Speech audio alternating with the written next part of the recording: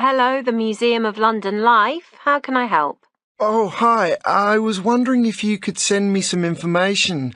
I've been looking on your website and can't seem to find what I need to know. Certainly, sir. Can I take your name, first of all? Yes, it's James Graham. Okay. So that's Graham, correct? No, it's Graeme. Okay, great. Got there in the end. So, how can I help? Well, it says that I can print off some vouchers for reduced entry, but I haven't got a printer. Could you send me some through the post? Sure. What's your address? 16 Mount Hill Road. That's Mount Hill Road, London, E15 2TP. Okay. Before you hear the rest of the conversation, you have some time to look at questions 4 to 10.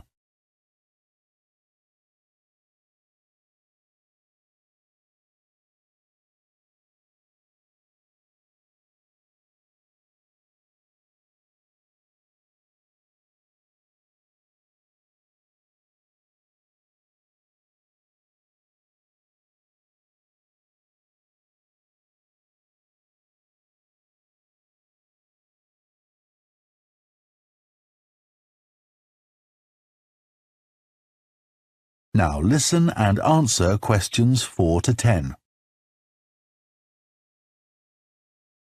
Can I take a contact number for you for our records? Yes, it's 770364. Sorry, I mean 770464. Okay, great.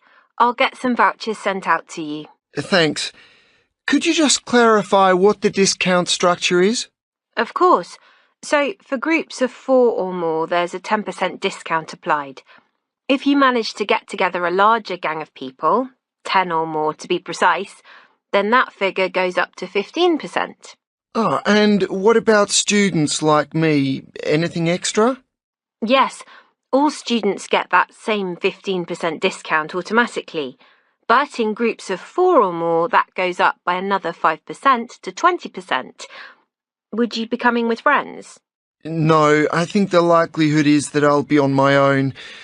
So, how much exactly would that cost me for entry? That's $4.25. So, with the discount, that makes £3.61, doesn't it? No, sorry. That price was with the discount already applied. Oh, okay.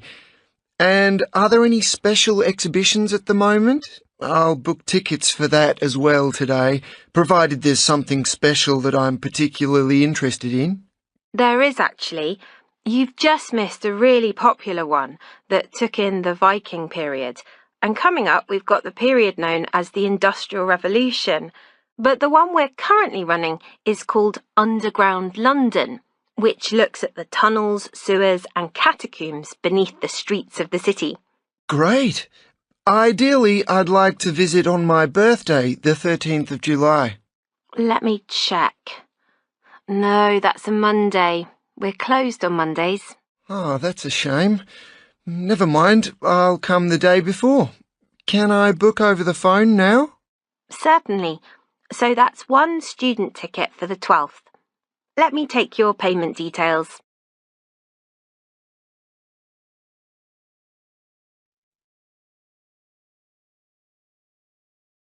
That is the end of part 1. You now have 1 minute to check your answers to part 1.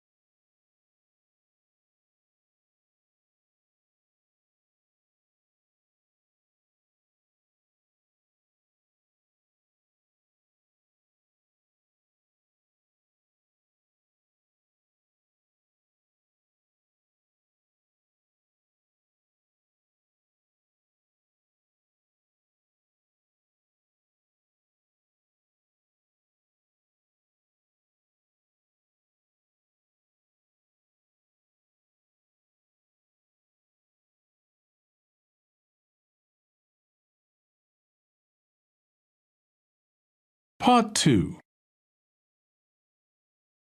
You will hear a tour guide giving information about a historic house and the organisation that owns it. First, you have some time to look at questions 11 to 16.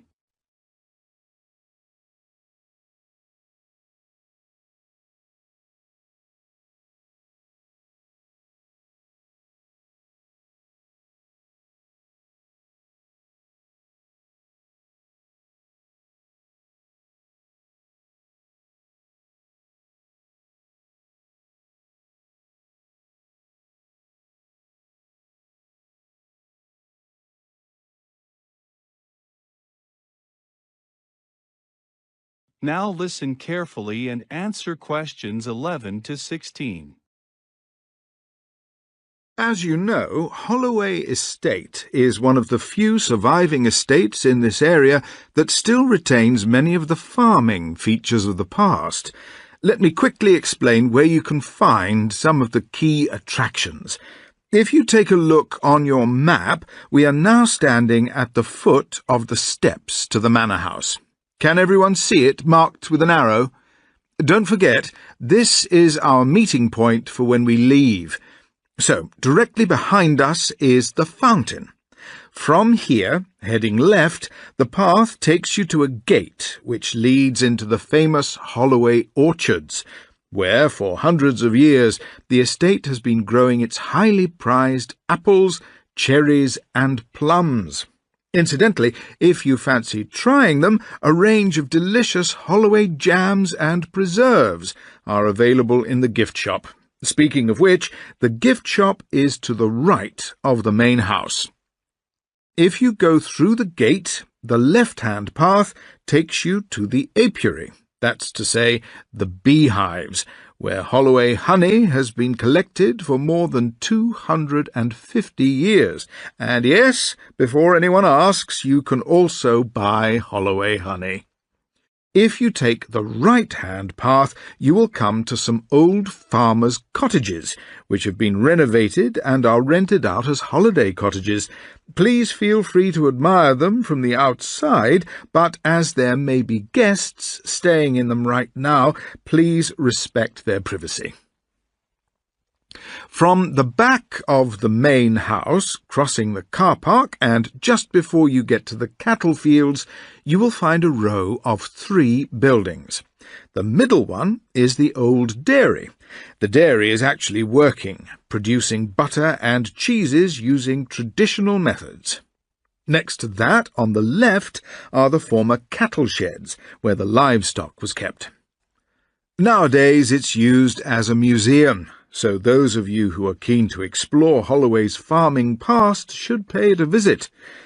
The building furthest from the manor house is the old ice house, which is no longer in use and is due to be restored, hopefully next year. Last but not least, you may have noticed on the way in that on either side of the main gates are 2 small houses. This is a traditional feature of country houses of the period.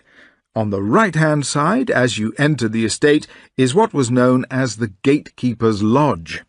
This has now become the estate office, and the estate manager runs the estate from there. OK, I think that just about covers everything. Before you hear the rest of the recording, you have some time to look at questions 17 to 20.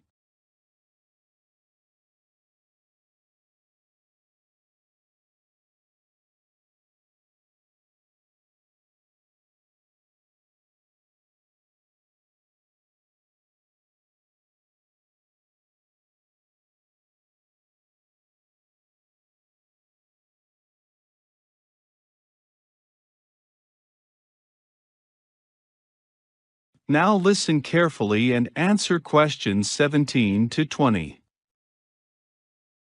OK, everyone, before we begin the tour of the manor house, I'd like to take a few minutes to tell you about the organisation that now owns the estate, and for which I work, the National Trust.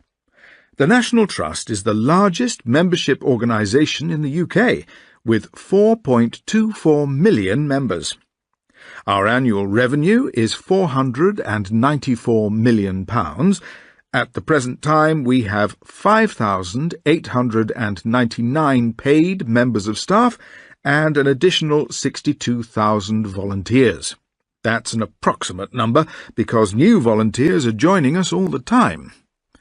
The Trust owns about 350 heritage properties. Many of these are large country houses that the owners donated to us because they could no longer afford to maintain them. The Trust also owns gardens and industrial monuments. The Trust's sources of income include membership subscriptions, entrance fees, donations, and revenue from the gift shops and restaurants within our properties, with much of the money raised being invested back in the preservation of the properties themselves. And, of course, this is the principal purpose of the National Trust, the conservation and protection of historical places and spaces, with a view to making them available to the public. As well as owning stately homes and houses associated with famous people, the National Trust has gradually extended its collection of art, and it also owns valuable books, clothing, furniture, ceramics, and all kinds of unusual objects. Now, if you would like to join the National Trust, I have the forms here, or you can visit our website and join online. You'll get unlimited access to hundreds of wonderful days out across the country.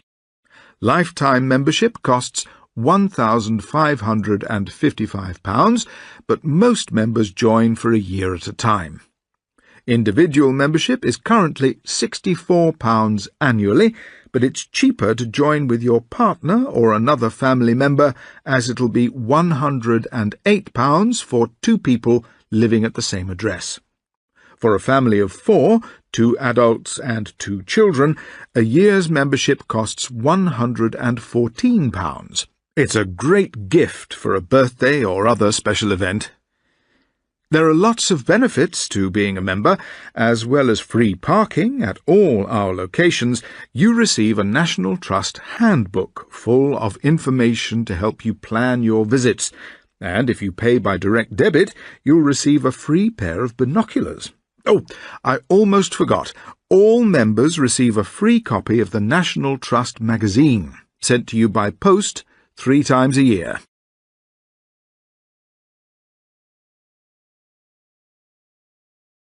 That is the end of part 2.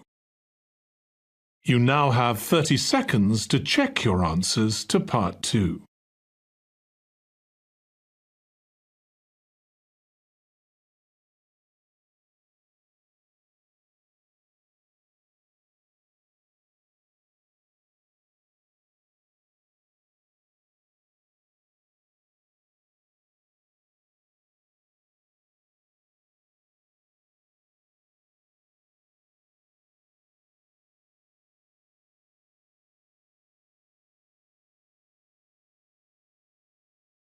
Part 3. You will hear 2 university students discussing how they should prepare for a presentation they are to give. First, you have some time to look at questions 21 to 25.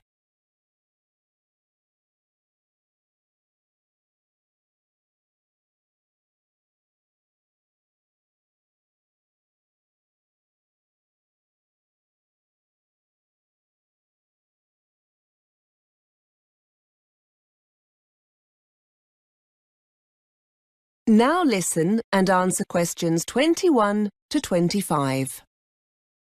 Hi, Kelly. How are you? Fine, thanks. Do you still have time to talk about our presentation? Yeah, for sure. We need to get going on this, don't we? Well, it's next Wednesday, so yes. Thought it was Thursday. No, that's the other group. We're doing ours the day before. I've just seen Fiona. She's going to be a bit late, so shall we just get started? Yes, fine. We're definitely doing it on women in education, aren't we? I know we talked about women in politics, but are we going for education? Yes, that's right. Now, it's not too long, is it, the presentation? They said to keep it to about half an hour. Maybe we can sort out who's doing what today. Yes, good idea. One thing we do need to sort out is a projector and laptop. We're going to use PowerPoint or something like that for the talk, aren't we? Yes, they said we could book a projector and laptop from technical services if we needed them, because it's not in the lecture theatre, is it? I know there's already one set up in there, but... No, the lecture theatre was booked. We're in the seminar room. Before you hear more of the conversation, you have some time to look at questions 26 to 30.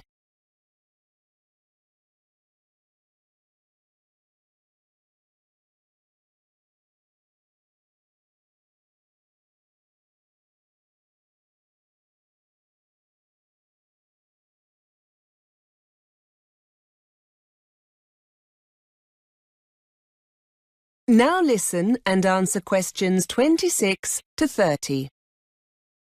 OK, so what's the next step? We need to work out who's doing what, don't we? Well, we all know the subject, seeing as our last essay was on this topic. Yes, but we can't just stand up and ramble on. It'll need to be structured. I've got an idea. Fiona's essay was brilliant, wasn't it? Why don't we base the talk on that?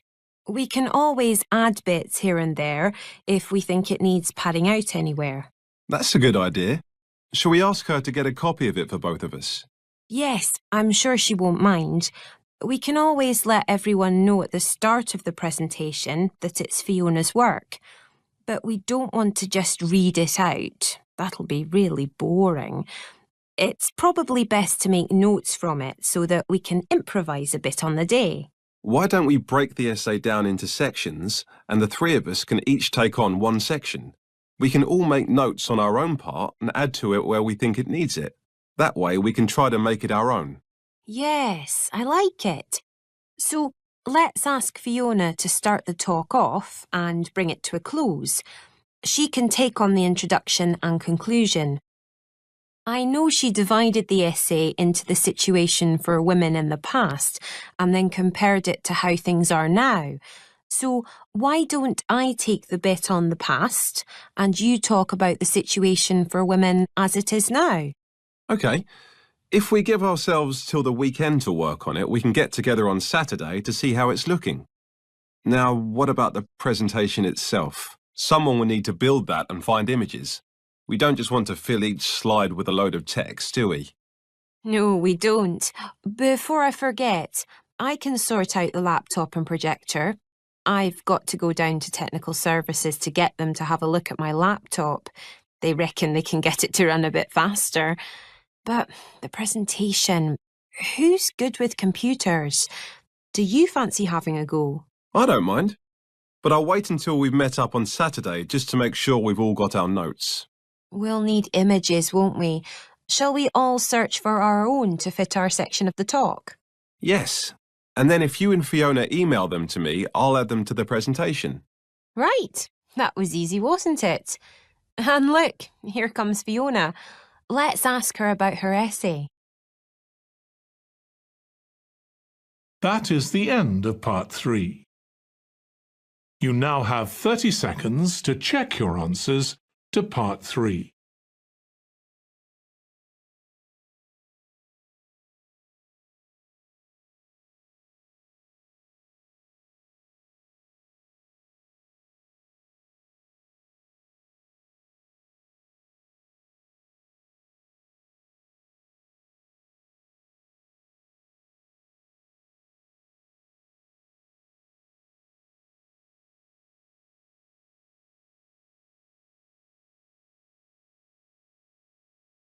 Part 4.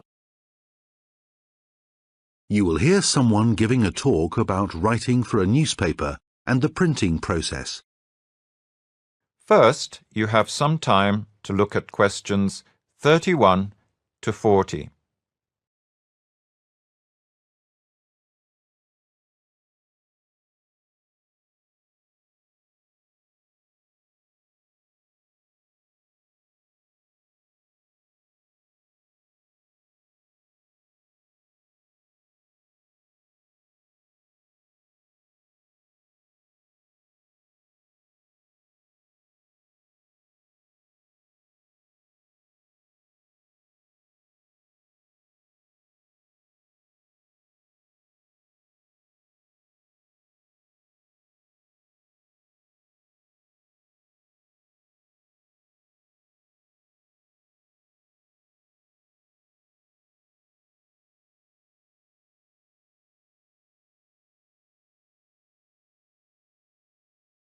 Now, listen carefully and answer questions 31 to 40.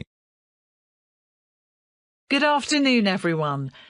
So today's talk is divided into two parts. In the first part, I'm going to try to explain the decision-making process behind choosing what stories to publish in a newspaper. Later, in the second part of my talk, I will explain the process of producing a print newspaper. So, first of all, I'd like to consider the question, what is news? It's a question I get asked all the time. Well, to put it in very simple terms, it is anything new. However, that definition is extremely vague and open to interpretation. In other words, it doesn't really help a newspaper editor decide what stories to include. So, a better question would be, what factors help newspaper editors decide which stories make it into their newspaper? Well, of course, it's a slightly different process for TV news programmes, because TV editors have to be more selective about what to include. TV news shows are restricted by length and can be as short as 5 minutes. Newspapers don't have these restrictions, but even with print or online newspapers, there are many more stories vying for attention than those that actually appear in the final edition. Returning to the question then, what makes a news story newsworthy? What is it that grabs the attention and makes you want to interact with the story? Basically, it is anything with personal relevance for the reader. This presents us with two more questions. How do we, as newspaper editors, decide what is relevant and what is not? And what is it that makes a story personal? The answer is that it very much depends on your audience, and a good newspaper editor chooses stories based on their relevance and personal interest to their audience. He or she needs to know what sells their newspaper because, at the end of the day, if our newspapers don't sell, we don't have a job. A successful editor doesn't just think about their audience. They also need to keep an eye on the competition, and this is the final factor I want to address in this part of my talk. To clarify, the competition is other newspapers or news channels. If a story is getting a lot of attention and coverage elsewhere, then, as an editor, you need to find a way to include it in your newspaper.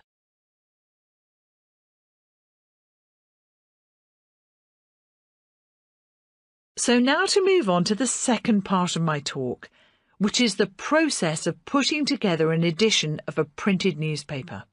The first stage is a continuous process in which journalists are collecting and writing up stories and the marketing people are positioning the advertisements, and this is known as the news gathering stage. As soon as an article is finished, it's passed on to the second stage of the process, editing. Both content and language have to be edited. Facts may need to be checked and changes made to the language to ensure the tone of the piece fits the style of the newspaper and the message the editor wants to convey. There may be a number of different editors depending on the size of the newspaper, and each editor needs to use a contrasting colour to edit so that it's easy to see who has made the changes.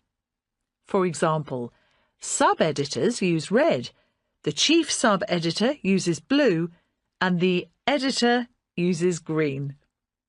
Once all the editing is finished, we move on to the next stage, which is called pre-press.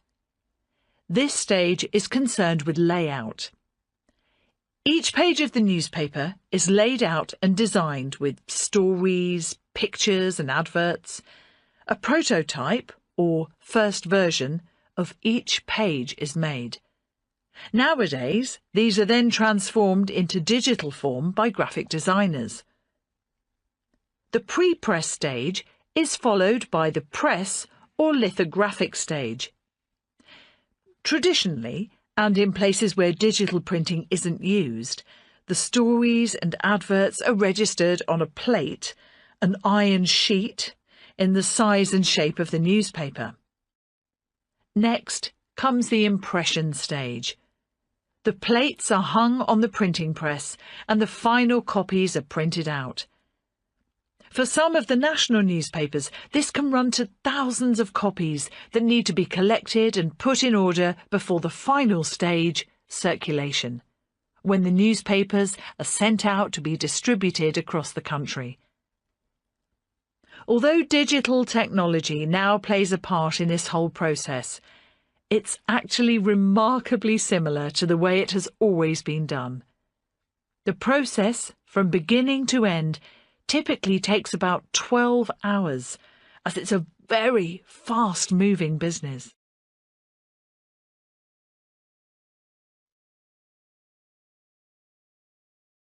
That is the end of part